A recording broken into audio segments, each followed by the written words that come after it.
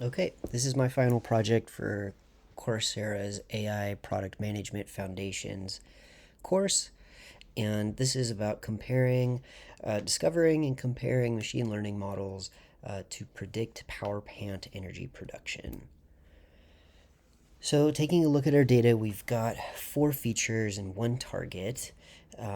We've got over 9,500 samples in our data set. And because the goal is to predict the energy output, we can kind of off the bat assume that this is a regressive, um, a regression that we're attempting to perform. And just looking at this sample, I use the tool uh, Deep Note, and it gives us a kind of a cartoon view of the data distribution, a little histogram view.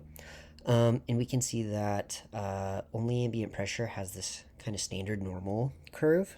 Relative humidity also takes a skewed normal curve shape, but temperature and vacuum um, are not so normal shaped. And ultimately, energy, the distribution at the end is not a normal distribution. And so when we visualize our data, it's quite fuzzy.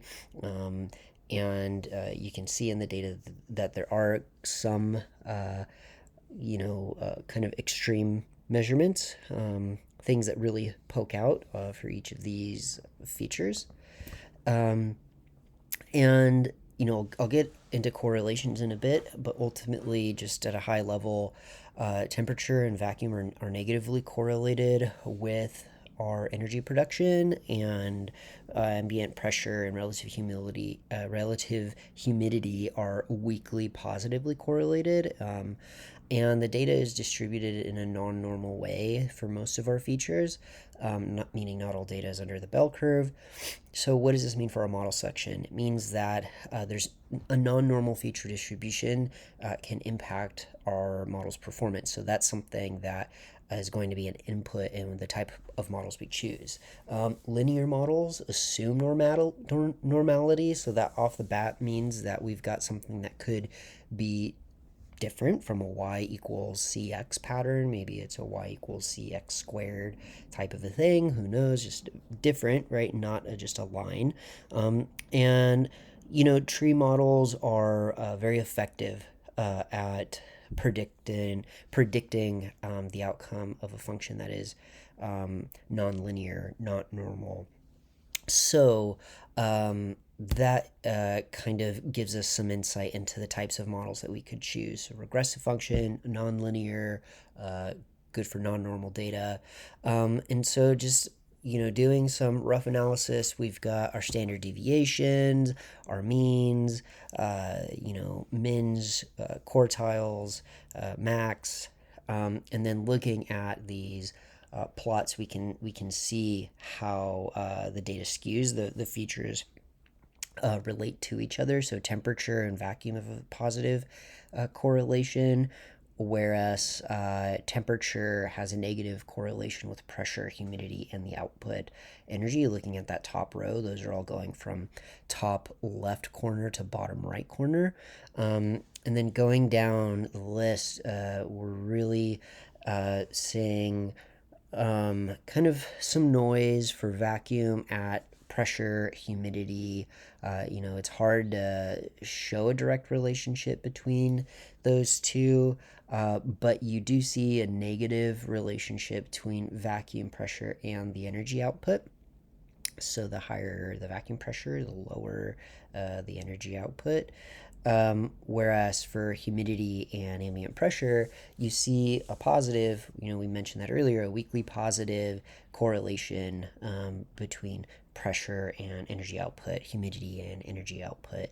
Um, so yes, we can also show a correlation box, the positive numbers, positive correlations, negative numbers, negative correlations, strong negative correlation between,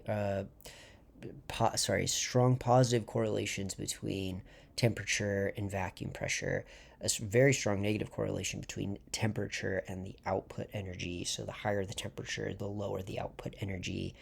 And then weakly positive correlations between pressure and output energy and humidity and output energy, 0.52, 0.39 respectively, um, and some other values in there. So now we start thinking about preparing our data for our modeling. We want to check for missing values, do a sweep, find that there aren't missing values, and then we want to start considering scaling because there are likely to be outliers. So we can use pandas to perform our scaling and do scaling on both our training set and our test set.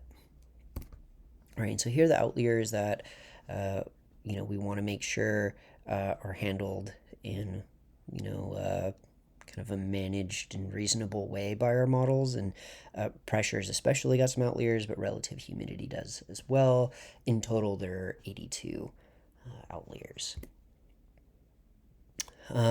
So now, we'll get into the five models that I decided to test. We've got K-nearest neighbors, a classification model that is kind of looking at local optimization point to point, extreme gradient boost, support vector regression, gradient boosting, and random forest.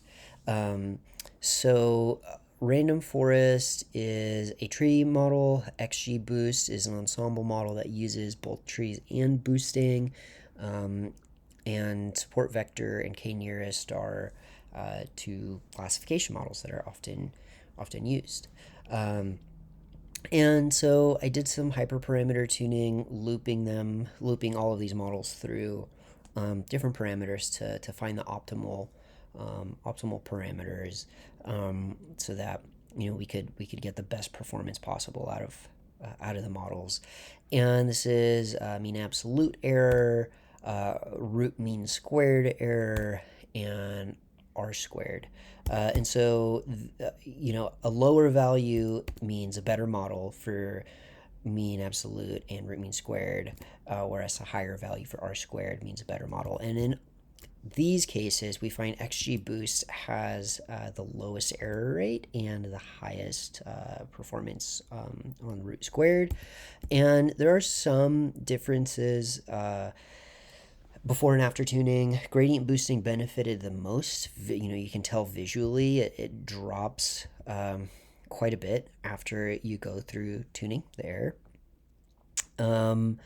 Where it doesn't seem to have much of an impact on support vector regression, for example, or much of the others, although it does seem to have an impact on XGBoost as well, in K-nearest.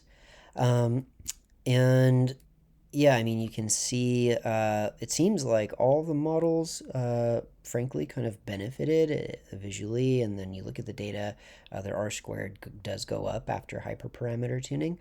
But again, XGBoost ekes out at first. And so this is the ranking. It goes XGBoost performing the best, and we can visually see their performance by looking at this regression line.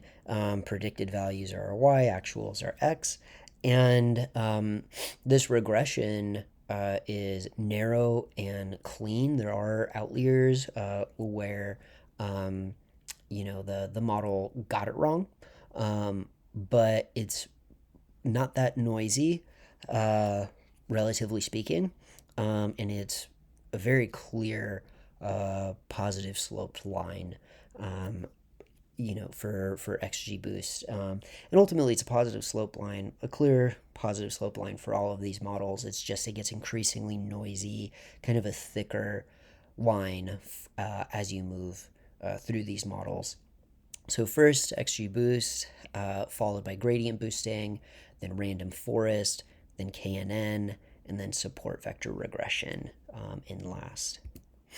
And so here's a closer look at XGBoost. And a quick explanation. What is XGBoost? What is it?